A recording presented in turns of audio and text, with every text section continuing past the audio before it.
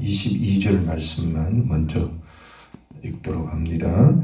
그들이 히브리인이냐 나도 그러하며 그들이 이스라엘이냐 나도 그러하며 그들이 아브라함의 후손이냐 나도 그러하며 아멘.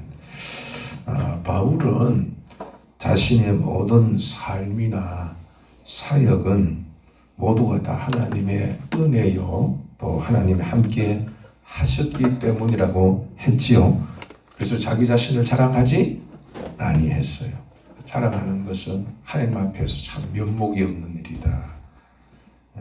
그래서 자기를 자랑하지 아니했습니다. 그러나 이 바울을 대적하여서 고린도 교회를 삼키려 하는 거짓 사도는 자기 자랑으로서 고린도 교인들을 미혹하고 있었기 때문에 바울은 고린도 교인들의 마음을 돌이키기 위해서 오히려 거짓 사도들보다도 더 크고 더 많은 자랑거리가 있어야 했습니다.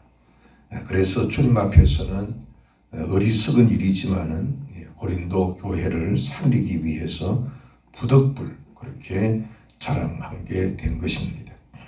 여기 22절에서 바울은 자신의 혈통에 대해서 자랑하고 있습니다.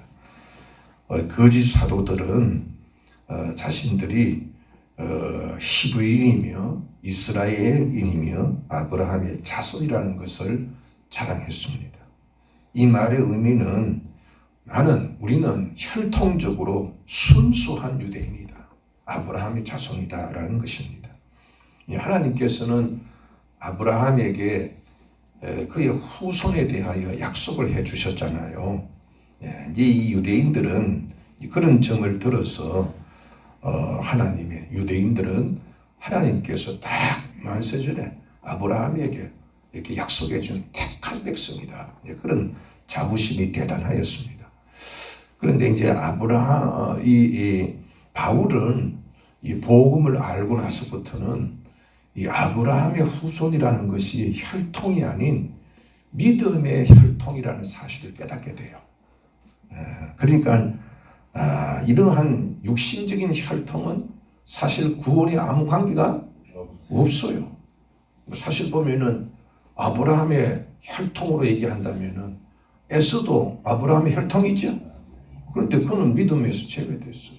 그러니까 이게 아브라함의 후손은 혈통에 대한 후손이 아니라 믿음에 대한 후손입니다. 그래서 우리 이방인들도 영적으로 아브라함의 후손이 되는 거죠. 이제 그렇기 때문에 이 바울은 육적인 혈통에 대해서는 관심도 없어요.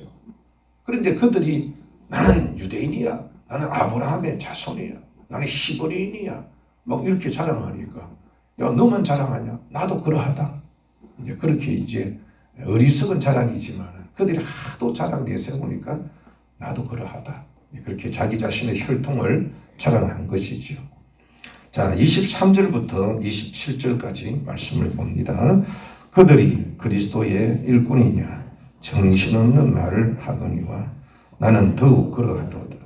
내가 수고를 넘치도록 하고 옥에 갇히기도 더 많이 하고 매도 수없이 맞고 여러 번 죽을 뻔하였으니 유대인들에게 40에서 하나 감한 배를 5번이나 맞았으며 3번 태장으로 맞고 1번 돌로 맞고 3번 파선하고 일주일을 깊은 바다에서 지냈으며 여러 번 여행하면서 강의 위험과 강도의 위험과 동족의 위험과 이방인의 위험과 신의 위험과 광야의 위험과 바다의 위험과 거짓 형제 중의 위험을 당하고 또 수고하며 애쓰고 여러 번 참지 못하고 줄이며 목마르고 여러 번 굶고 춥고 헐벗었노라면서 이 23절에서 27절까지 말씀에서 바울은 복음을 전하기 위해서 자신이 어떠한 일을 겪었는지에 대해서 말씀하고 있죠.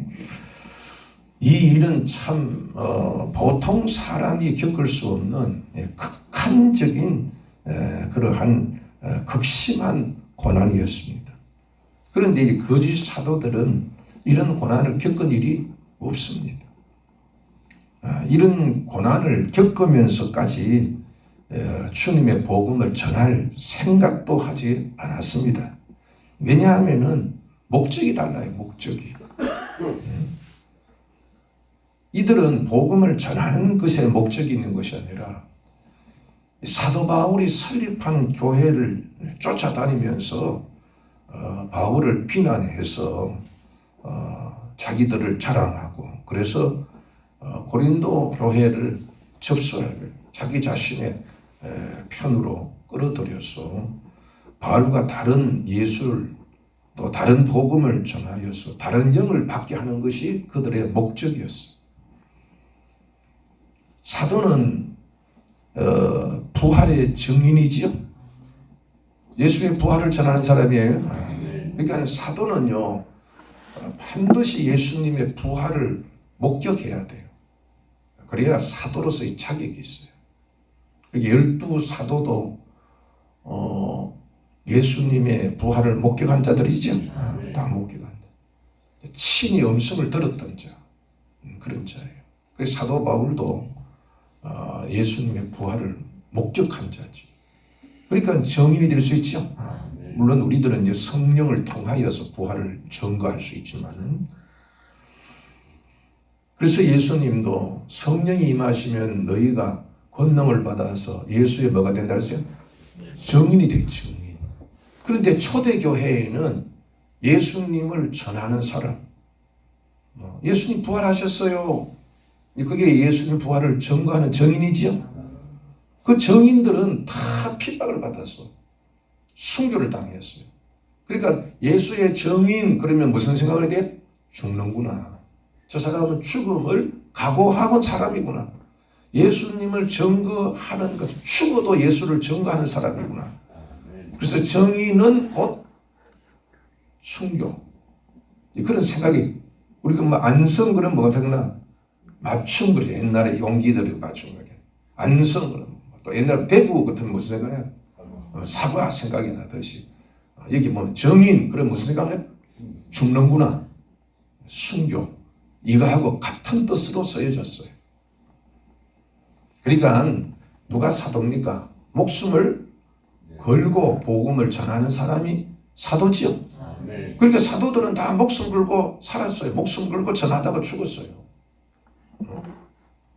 죽지는 않았다고 뭐 죽을 기회가 없어서 안 죽을지라도 목숨은 항상 내놓고 산 사람들이다. 그러니까 이건 이제 이게 비교가 되는 거죠. 진짜냐 가짜냐를 보면은 뭘 보면 안 돼요. 목숨을 걸고 복음을 전하고 목숨 걸고 교회를 수호했느냐, 목숨을 걸고 진리를 수호했느냐, 아니면 지 살기 위하여서 지 목적을 이루기 위하여서 그렇게 살았느냐, 이거하고 비교가 되는 거예요. 이건 비교 보면은 바울이 그렇게 얘기하죠. 그들이 그리스도의 일꾼이냐 정신없는 말을 하네. 너희들이 주의 일꾼이라고? 그건 정신없는 소리다. 너희들이 주를 위해서 한 게 뭐가 있냐 이거예요. 그냥 여기 바울이 해놓은데 바울이 피땀을 쓰는 가가지고 흔들기나 했지. 네가 한 게 뭐냐 이게. 네가 그래도 네가 사도냐. 그렇게 자기 자신의 그 사실이 보면은 이것을 바울이 자기 자신을 자랑하려고 했어요. 자랑을 일부러 하려고 한 거예요. 안 그러면은 거짓 사도 때문에 한 거예요. 자기 일부러 이렇게 하려고 한 거예요. 왜냐하면 이 모든 것이 다 하나님의 은혜였기 때문이고 또 이것은 마땅히 자기가 해야 할 일이라고 생각했기 때문에 막 이걸 자랑을 떠보려고 하지 않았었어요. 그런데 그들이 그렇게 하니까 자기 자신을 자랑하는 거예요.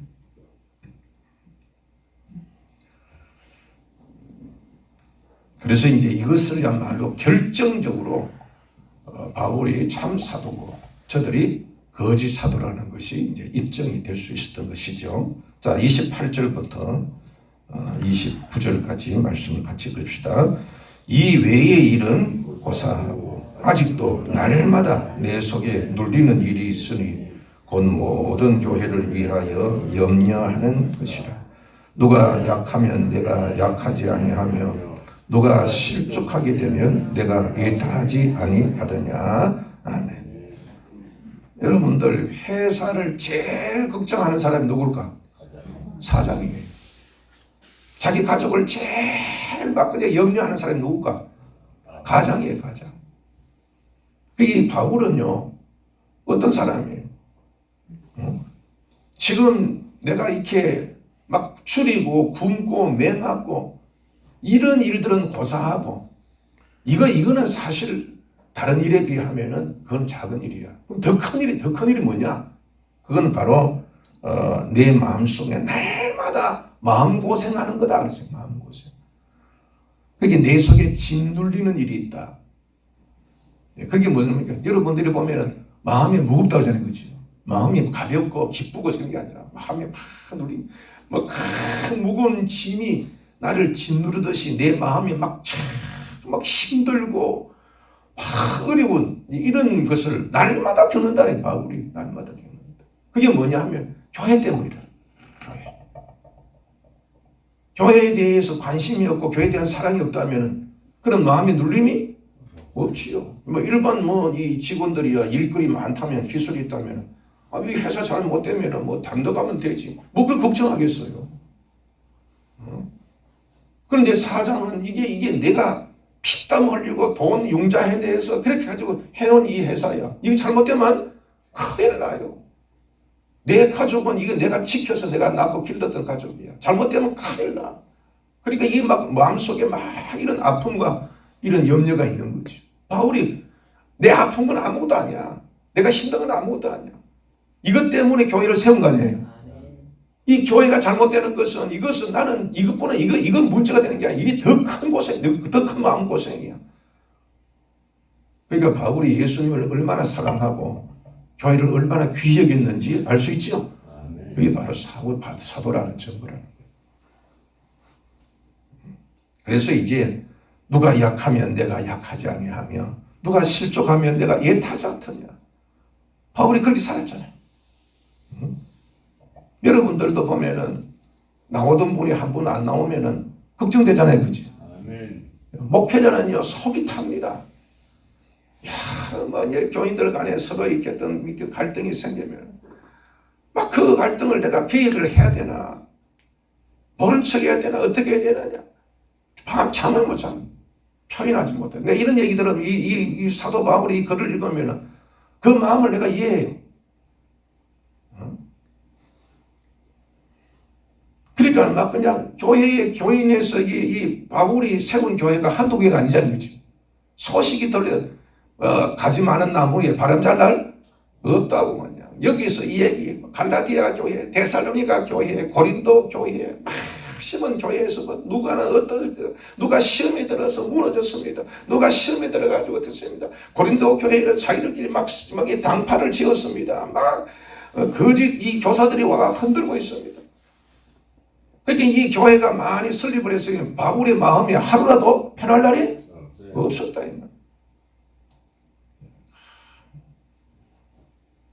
이 거짓 사도들은 그런 염려가 없잖아요. 왔다 해보면 안 되면 그냥 가면 그만이지. 이 바울의 마음이다. 자, 30절에서 33절까지 같이 읽읍시다. 내가 부득불 자랑할진대 내가 약한 것을 자랑하리라. 주 예수의 아버지 영원히 찬송할 하나님이 내가 거짓말 아니하는 것을 아시느니라. 다메섹에서 아레다 왕의 고관이 나를 잡으려고 다메섹 성을 지켰으나 나는 광주리를 타고 들 창문으로 성벽을 내려가 그 손으로 벗어났노라. 아멘. 30절에서는 바울은 거짓 사도들은 신분이나 혈통이나 직분, 학식, 언변수를 자랑했어요. 자기 자랑거리만 내놨지만은 바울은 자랑거리는 내놓지 않는 대신 고생한 것만 실컷 얘기한 거예요. 고생한 거, 약한 것만. 나는 이렇게 고생해서, 나는 이렇게 힘들게 살아서 그 약함만 얘기했어요. 너희는 너희를 자랑거리 내놓지만은 나는 약한 것을 자랑한다. 그러니까 자신이 고난받은 것을 자랑한 거지. 내세운 거지. 그리고 이제 다메섹에서 있었던 일들을 이제 상기합니다. 바울이 이제 다메섹으로 갔잖아요. 그 왜 때문에 왜 갔지요? 예수 믿는 사람 박해하려고 스데반 집사 죽이는데 앞장섰고 양이 안 차가가지고 저 땅 끝까지 쫓아가가지고 예수 믿는 사람 저거는 다 없애야 된다. 그런 마음으로 다메섹에 간 거예요. 근데 부활하신 예수님 만나지, 그죠? 그때 생각이 다른 거예요. 이게 내가 잘못했네.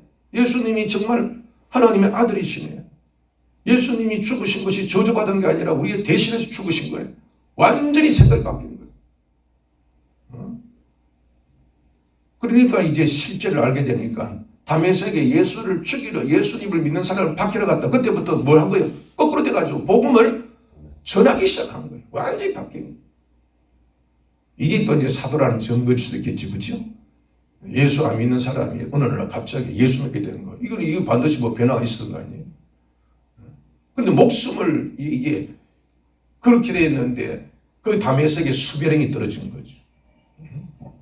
그래가지고 피할 길이 없어요. 막 성벽에 다 막 그냥 이 바울을 잡기 위하여서 막 빽빽하게 됐는데. 그러니까 이 바울이 그 이 성벽의 틈 바구니에 있는 그 틈 사이에 있는데 그 광주리를 타고 얼마나 비참해요. 그렇죠? 천하의 그 이 막 당당하게 자기 자신의 그 이 부하를 이끌고 당당하게 다메섹 갔던 사람. 이게 초라하게 담벼락에 있는 걸 타고 내려간 거예요. 불욕적인 일이죠. 부끄러운 일이죠. 근데 그걸 자기 자신은 자랑하고 있어요. 내세우고 있어요. 내가 이렇게까지 비참해지고 참 이렇게 그렇게 해서 도망쳐 나왔잖아요. 도망쳐. 그러나 하나님께서 그런 가운데에서도 구하여 주셨죠. 이 두 가지를 하나는 자기 자신의 비참한 고통, 비참한 이름. 그러나 그 가운데서 하나님 자기 자신을 구원해 주셨다. 그래서 이제 바울은 이런 표현을 많이 해요. 이전에서도 나는 뭐와 같다? 질그릇과 같다. 나는 내세울 것이 아무것도 없다. 나는 한낱 연약한 인간에 불과하다. 병들면 아플 수밖에 없고 나이 들면 늙을 수밖에 없고 늙으면 죽을 수밖에 없는 질그릇이라고 합니다. 그렇죠? 아무리 돈 좀 있어서 떵떵거리는 사람도 돈이 없어지면 그다음부터 어떻게 해? 작아도 그렇게 쨍쨍한 사람이 건강을 잃어버리면 그다음부터 아무것도 아니에요. 우리 인생이 본래 그래요. 하나님 은혜 속에 사는 거지. 그래 바울은 그 사람은 날로 뭐 있다고? 굽혀져. 우리는 날마다 늙어가잖아. 날마다 죽음을 해가잖아. 그러나 복음만 있는 사람은 날마다 새로워집니다. 그 내 속에 나는 이렇게 연약해. 나는 힘들면 아플 수밖에. 고린도 교회가 막 이런 일들, 갈라디아 교회 그런 얘기를 들으면 속상하고 힘들고 어려워. 이게 내 질그릇이라. 바울이라고 해서 얼마나 당당한 거 아니었어요. 성경 말씀 보면은 그 목회 선상에서 그냥 얼마나 육적인 고난을 받고 심적으로 고통받는 말도 못해요. 그러나 그 속에 누가 계셨어요? 주님이 계셨고 주님께 구하고 주님을 의지했더니 그 어떤 그 고통에서도 구원해 주셨어요. 그게 자기 자신에게 자신감이 생긴 거예요. 그래 아무리 힘들어도 나는 질그릇 같아. 어려우면 걱정할 수밖에 없지만 그러나 주님 의지하면 하나님께서 그 일을 은혜롭게 만들어가. 그게 공식화된 거예요. 그래서 자기 자신은 이제는 뭘 자랑한다? 나 자신을 자랑할 필요가 아무도. 나는 약한 거 오히려 약해야 나는 점점 더 약한 것을 알아야 하나님을 더 의지하게 되어지고 그것이 오히려 나를 그 모든 상황을 더 새롭게 만들어가요. 그래서 약함이 곧 뭐가 되는 거예요? 강함이. 내 자신도 강하게지고 내 자신도 변화되어지고 그런 고통에 있는 그런 상황도 하나님께서 새로운 세계로 바꿔주셔요. 이제 그것을 오늘 얘기를 하는 거예요. 아무리 고난을 받아도 그래도 굽히지 아니하고 그런 가운데에서 하나님께서 나를 구원해 주셨다. 이게 바로 사도된 표지요? 너희들이 그런 거 있냐? 너희 고생한 거 있냐? 고생한 가운데에서 그렇게 죽을 고비 그런 데에서 하나님께 도움을 받은 적이 있느냐? 없지 않아. 너희들이 사도라고 정신없는 소리 하지 말라. 그렇게 이제 꾸짖는 거죠. 여러분들, 자, 바울이 진정한 사도였다는 증거는 여러분들 자랑거리가 많아서 그런 거예요? 아니면 고생을 많이 한 거예요? 그러면 우리들은 어떻게 해야 되겠어? 우리가 진정한 그리스도인이 나타내면은 내가 뭐 했습니다. 내가 뭐 했습니다. 내가 뭐 했습니다. 그걸 자랑하는 게 진짜 그리스도인이겠어요. 주를 위해 고난받는 게 진정한 그리스도인이겠어요. 우리는 어떻게 살아요? 고난받는 거 싫지요. 남에게 내 자랑하기를 원하잖아. 이번에 내가 했어. 이거 내가 한 거야. 내가 높아지기를 원하잖아.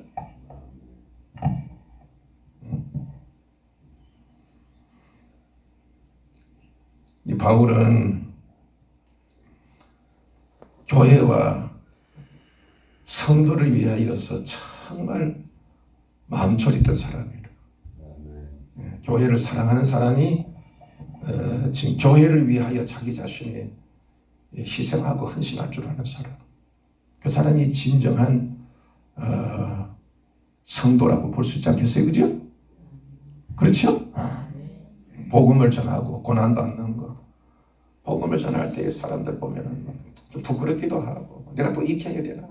그래서 생각도 들 수도 있겠지.